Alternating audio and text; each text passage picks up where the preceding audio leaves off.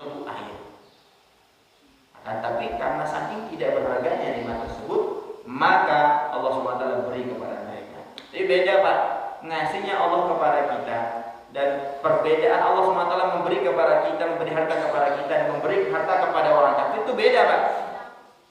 Allah ngasih kita duit, Allah ngasih kita harta, ngasih dengan sayang Pak, ngasih rezeki dengan sayang. Tapi Allah Subhanahu Wa Taala ngasih orang kafir itu ngasih dengan marah. Ambillah. Marah, beda Pak. Maka lebih enak mana Pak, yang dikasih karena sayang atau yang dikasih karena marah? Jelas yang diberi dengan kasih sayang itu lebih enak daripada yang diberi dengan marah. Begitu Pak ya. Dan Allah Subhanahu Wa Taala ngasih kita secukupnya, sisanya itu disimpan. Jadi tabungan nanti di akhiratnya Allah Subhanahu Wa Taala. Seperti itu. Nah orang-orang kafir mereka beramal, pahalanya dibalas di dunia, sehingga nanti di akhirat ada lagi pahala untuk mereka. Nah kita beramal, disimpan balasannya, disimpan gajinya, disimpan pahalanya nanti untuk akhiratnya Allah Subhanahu Wa Taala sebagai tabungan amal kita nanti di akhirat. Begitu Pak ya. Maka nikmat harta meskipun itu banyak ya, itu tidaklah berharga. Nikmat yang paling rendah di sisi Allah Subhanahu Wa Taala. Itu nikmat yang paling rendah. Lalu ada tingkatan yang kedua, nikmat yang lebih berharga daripada nikmat harta. Apa itu Pak? Nikmat kesehatan. Nikmat kesehatan. Meskipun kita semua punya segalanya Pak, punya segalanya, rumah bertingkat, dompet berlipat, gitu kan, mobilnya 4, istrinya pun 4, gitu kan, punya segalanya. Tapi kalau seandainya sakit Pak, tidak bisa dinikmati. Seseorang yang sakit, ya, disodorkan, disuguhkan kepada dia makanan yang enak-enak. Sodorkan daging wagyu A5, ya kan, yang harganya 5 juta stick, gitu. Disodorkan yang enak-enak Pak, apalagi Pak, tempoyak dan sebagainya, yang enak-enak disodorkan kepada dia, yang mahal-mahal, yang enak-enak. Tapi kalau lagi demam bisa dimakan Pak. Pahit itulah, tak bisa dimakan. Ujung-ujungnya makan bubur, makan bubur. Tak ada yang enak Pak. Makan mie ayam, pedas tapi pedas pahit tak enak juga. Apalagi di lidah terus terbakar, ya kan? Karena lagi sakit Pak. Yang enak-enak datangkan kepada dia kalau lagi sakit Pak, makan tidak ada rasanya. Kan begitu, pernah sakit Pak ya? Seperti itulah rasanya Pak. Tapi kalau seandainya lagi sehat, tidak usahlah yang mahal-mahal didatangkan. Tidak usahlah yang enak-enak sekali. Cukup tempe goreng ditambah sambal plus nasinya hangat. Wah, itu enak sekali. Meskipun cuma tempe, bukan ayam, bukan daging sapi, cuma tempe Pak. Tapi ketika sehat, maka enak dimakan Pak. Nikmat rasanya. Maka begitulah ketika dulu zaman Bani Israel, seorang raja Pak, kaya raja. Ini namanya raja, bebas. Apapun yang diminta pasti ada. Istrinya banyak, selirnya banyak, namanya raja dulu, gitu kan. Maka suatu hari raja tersebut sakit. Sakitnya remeh Pak, bukan sakit ginjal atau sakit kanker, bukan. Sakitnya remeh Pak. Apa sakitnya Pak? Sakitnya tak bisa buang air kecil. Remeh sekali. Sakitnya tak bisa buang air kecil. Maka berobat kemana-mana, tidak bisa, ya kan? Minuman banyak, ya kan? Minum khamar terserah dia, minum air susu terserah dia, gitu kan? Tapi masalahnya kalau banyak minum, tidak dibuang, tidak ada pembuangannya, kembung jadinya, begitu kan? Akhirnya apa, ngurangi minum, begitu kan? Sudah berobat kemana-mana, cari dokter, cari tabib kemana-mana, udah dapat, nyari-nyari tidak dapat, makin repot Pak. Kekayaan sebegitu banyaknya, fasilitas yang dia punya tidak bisa dinikmati. Ada apa cari ke sana sini? Tidak dapat, cari ke sana sini tidak dapat. Dengarlah cerita, dengarlah kabar bahwasanya ada seorang yang alim, orang soleh, kekasih Allah Subhanahu Wa Taala, waliullah. Bahwasanya kalau seandainya dia doa pasti dikabulkan. Begitu kan? Maka singkat cerita, coba datangkan tabib tersebut, orang soleh tersebut datangkanlah orang soleh tersebut. Jadi kalah. Hai tabib, hai Ustaz, Pak Kiai, tidak seperti itu. saya ini punya segalanya, punya kerajaan, tapi saya tidak bisa buang air kecil. Jadi gimana ini? Maka kata Rasul tersebut, wahai raja, saya bisa doakan kamu supaya kamu sembuh bisa buang air kecil, tapi dengan syarat. Senang lah raja tersebut. Apa itu syaratnya? Syaratnya adalah separuh kerajaan kamu kasih ke saya. Waduh, separuh kerajaan bukan sedikit berarti kan? Separuh kerajaan bukan sedikit. Tapi dia berpikir, meskipun saya punya kerajaan 100% full punya saya, tapi kalau seandainya saya tidak bisa buang air kecil, sakit, tak bisa saya nikmati. Tidak bisa saya nikmati, maka setujulah deal. Oke? Kalau begitu doakan saya supaya saya sembuh. Separuh kerajaan untuk kamu, maka doakan. Setelah 2 rakaat, doa minta sama Allah, ya Allah sembuhkan raja ini. Ketika sudah didoakan oleh orang soleh tersebut, maka langsung bisa buang air kecil, sembuh atas izin Allah Subhanahu wa Ta'ala. Besoknya dipanggil lagi orang solehnya, datang. Kenapa lagi sang raja? Kan? Hai Ustaz, Pak Kiai, orang soleh kasih Allah, alhamdulillah, kan? Saya ini sudah bisa buang air kecil. Tapi masalahnya tidak berhenti. Jadi keluar terus. Repot juga satu kerajaan jadi pesing gara-gara kencingnya tidak berhenti. Nah, coba doakan, minta sama Allah supaya kencing jadi normal. Ya, alhamdulillah sudah bisa buang, sudah bisa keluar, tapi tidak berhenti. Ini basah semua, basah semua. Doakan, minta sama Allah supaya saya sembuh, bisa normal buang air kecilnya. Maka kata Rasulullah tersebut, ya raja, saya bisa doakan kamu supaya sembuh, kencingnya normal, tapi dengan syarat. Apa syaratnya? Separuh kerajaan kamu beri ke saya. Mikir lagi, Pak, tak punya apa-apa, habislah. Tapi dia mikir, Pak, kalau seandainya saya punya separuh kerajaan, meskipun saya punya itu, tapi tak bisa. Tapi kalau seandainya kencing terus, repot juga, malu juga. Raja kok kencing terus, biasa itu kan. Mending kalau seandainya biasa itu kan sekali-kali dengan keluarnya. Kalau ini kencing keluar terus, netes terus begitu kan. Maka bagaimana? Ya sudah, nggak apa-apa lah. Saya kehilangan seluruh kerajaan saya, yang penting saya sehat. Akhirnya apa?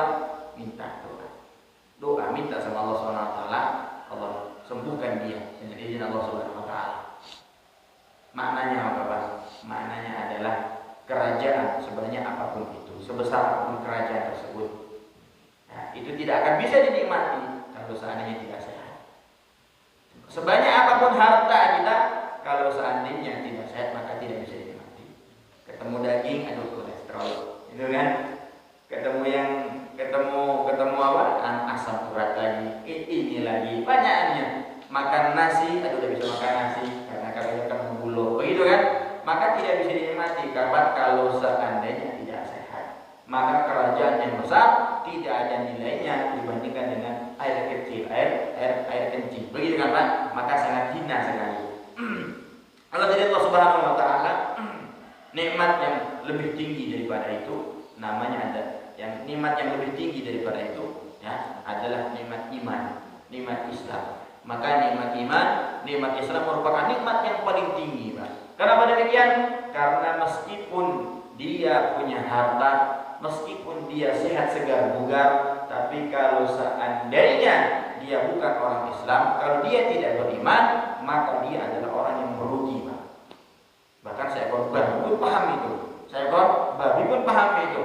Zamannya Nabi Musa alaihissalam datang seekor babi kepada Nabi Musa. Tanya, wahai Musa, bisa tidak engkau datang bilang sama Allah, sampaikan kepada Allah, ya Allah, saya ingin jadi manusia. Nabi Musa punya julukan kalimullah, orang yang bisa berbicara langsung kepada Allah Subhanahu wa Ta'ala. Ada 3 nabi yang bisa bicara langsung kepada Allah, ada 3, Pak. Yaitu Nabi Musa, Nabi Adam, dan Nabi Muhammad SAW. Itu 3 nabi yang bisa bicara direct langsung kepada Allah Subhanahu wa Ta'ala.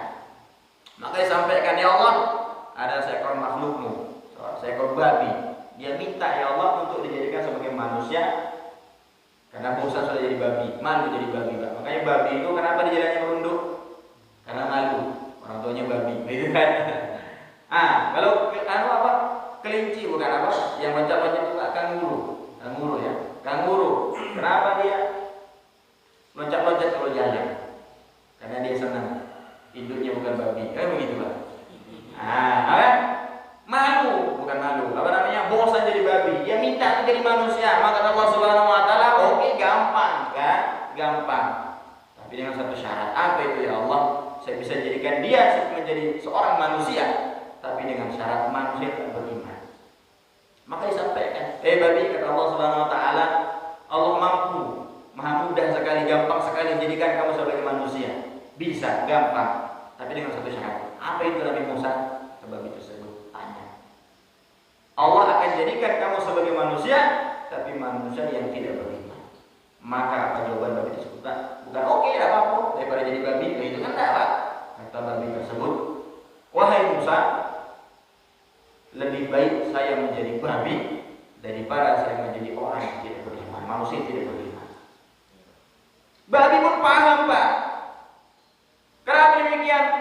Manusia, babi, Pak. Semerusak apapun babi, Pak, hewan paling najis dunia, Pak.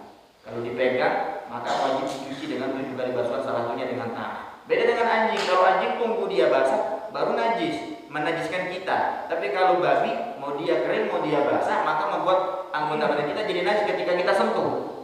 Ya, maka babi pun paham. Babi, seekor binatang, semerusak apapun binatang tersebut, nggak bisa merusak babi itu, Pak. Datang ke sawit orang, dimakan sawitnya yang masih muda-muda. Datang ke ladang ubi orang, digali ubinya, dimakan ubinya, merusak.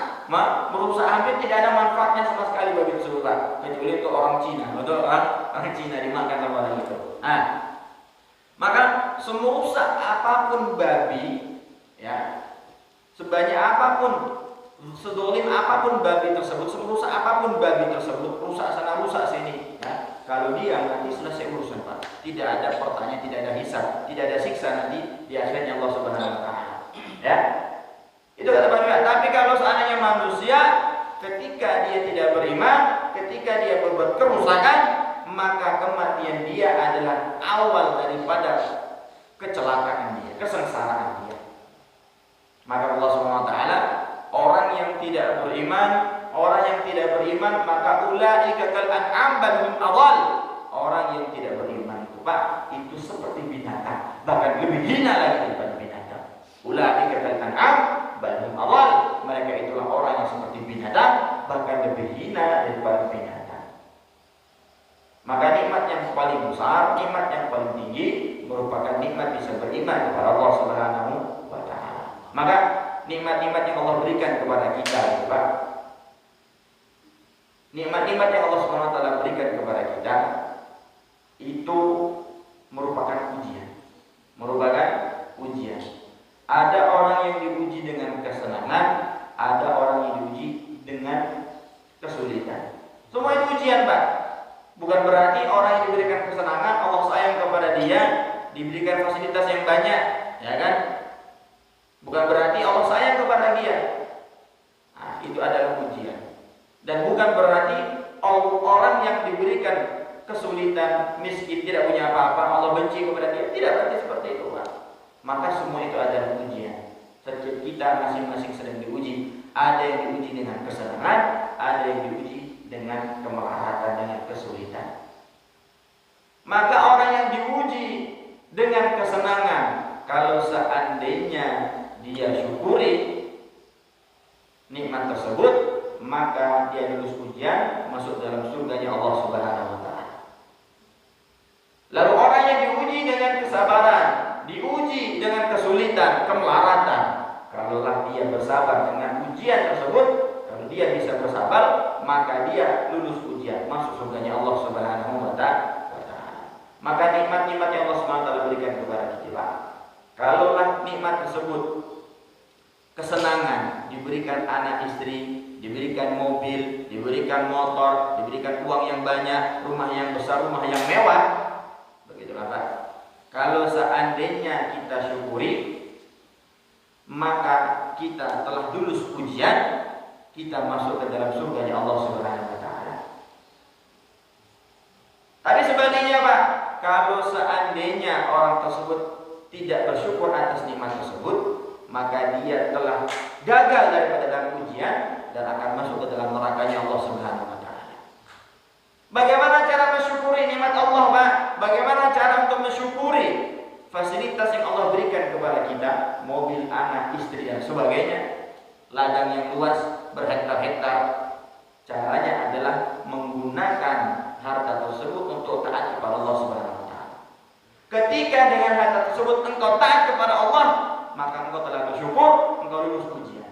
Akan tapi ketika harta tersebut membuat engkau lupa akan Allah Subhanahu wa taala, maka berarti engkau telah gagal dalam ujian. Maka jangan pernah tertipu, Pak, dengan fasilitas yang Allah berikan kepada kita. Allah beri fasilitas kepada kita, belum tentu Allah sayang kepada kita. Allah beri harta kepada manusia, bukan berarti Allah sayang kepada manusia tersebut. Maka fasilitas yang Allah berikan kepada kita kadang menjadi nikmat, kadang menjadi nikmat. Kadang menjadi nikmat pakai ain, nikmat kadang menjadi nikmat. Nikmat itu apa? Nikmat itu adalah fasilitas, nikmat, kenikmatan, anugerah. Tapi kalau seandainya nikmat pakai qaf, maka itu menjadi adab untuk kita. Maka kalau seandainya kita diberikan harta yang banyak, kalau seandainya kita melihat ada orang hartanya banyak, duitnya banyak, rumahnya besar, fasilitasnya banyak, mobil, motor dan sebagainya, kalaulah dia tidak taat kepada Allah Subhanahu wa taala, maka jangan tertipu, Pak. Idza ra'aita ar-rajul yamshi 'ala al-ma' yatiru 'ala al-hawa fala taghtar. Kalau engkau melihat ada orang bisa jalan di atas air, bisa terbang di udara, jangan tertipu. Karena itu bisa jadi dari syaitan. Itu adalah ujian. Orang dulu mereka bangga kalau mereka bisa terbang. Orang dulu bangga kalau mereka bisa jalan di atas air. Tapi sekarang bukan itu yang jadi kebanggaan. Maka di zaman sekarang orang itu bangga kalau seandainya duitnya banyak, pendidikannya tinggi, rumahnya besar, mobilnya mewah dan banyak, kendaraannya mewah-mewah, istrinya cantik-cantik, sehat segar bugar. Maka kalau engkau melihat ada tetanggamu duitnya banyak, rezekinya ngocor seperti apa keran, air mengalir, ngocor gitu kan. Tidak berhenti-berhenti, banyak sekali keluarnya, banyak sekali airnya. Kalau ada engkau melihat tetanggamu banyak rezekinya, anaknya sehat segar bugar, pendidikannya tinggi, fasilitasnya mewah-mewah, tapi dia tidak taat kepada Allah Subhanahu wa taala, fala taghtar, jangan kau tertipu. Maka itu bisa jadi merupakan azab dari Allah Subhanahu wa taala yang namanya adalah istidraj. Pernah seperti itu, Pak? Saya tidak taat tapi duit saya banyak, saya tidak pernah sholat tapi uang saya banyak. Tetangga saya nggak pernah sholat, duitnya banyak lah. Tetangga saya nggak pernah sholat, istrinya sehat-sehat, cantik-cantik, gitu kan? Lebih dari satu lagi, gitu kan? Maka jangan tertipu, Pak, karena itu adalah istidraj. Dia menyangka bahwasanya dia disayang Allah, padahal dia sedang ditipu oleh Allah Subhanahu wa taala. Wa umli lahum, aku ulur kata Allah Subhanahu wa taala. Aku berikan dia rezeki yang banyak seperti keran yang mengalir airnya. Aku berikan dia anak-anak yang cantik-cantik, sehat segar bugar. Aku berikan dia fasilitas yang mewah-mewah. Dia sangka sedang disayang Allah, padahal dia sedang ditipu oleh Allah Subhanahu wa taala. Maka fasilitas yang Allah berikan kepada kita, kalaulah tidak menjadikan kita semakin taat kepada Allah, malah membuat kita lupa akan Allah. Waktunya adzan berkumandang, tidak mau datang. Waktunya adzan berkumandang, tidak mau sholat, tidak mau berhenti. Maka dia sedang ditipu oleh Allah Subhanahu wa taala. Maka alhamdulillah, duduknya kita di mushola ini bersibuk sujud kepada Allah Subhanahu wa taala, mengawas diri. Jangan sampai kita pun menjadi orang yang tertipu. Maka semoga Allah Subhanahu wa taala selalu menjadikan kita sebagai hamba-hamba yang selalu ingat dan tidak pernah lupa akan Allah Subhanahu wa taala, dan semoga Allah Subhanahu wa taala menjadikan kita sebagai orang yang taat sehingga fasilitas kenikmatan yang Allah berikan kepada kita sampai sekarang bukan istidraj, bukan tipuan, bukan makar dari Allah Subhanahu wa taala, tapi memang merupakan merupakan nikmat anugerah dari Allah Subhanahu wa taala. Amin amin ya rabbal alamin. Mungkin itu yang dapat saya sampaikan. Apabila ada benarnya datang